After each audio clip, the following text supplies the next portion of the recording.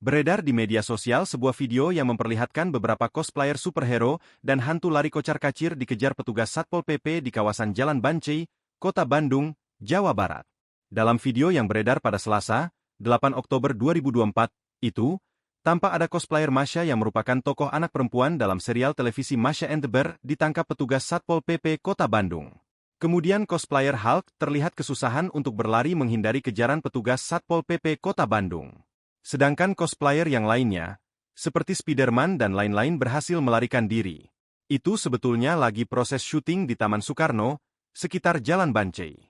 Sekarang juga kami lagi proses syuting, ujar Komandan Peleton Satpol PP Kota Bandung, Yulianti Budiman, saat dihubungi. Atas hal itu, pihaknya memastikan, penertiban para cosplayer pahlawan super dan hantu oleh petugas Satpol PP yang viral di media sosial tersebut merupakan satu adegan untuk film.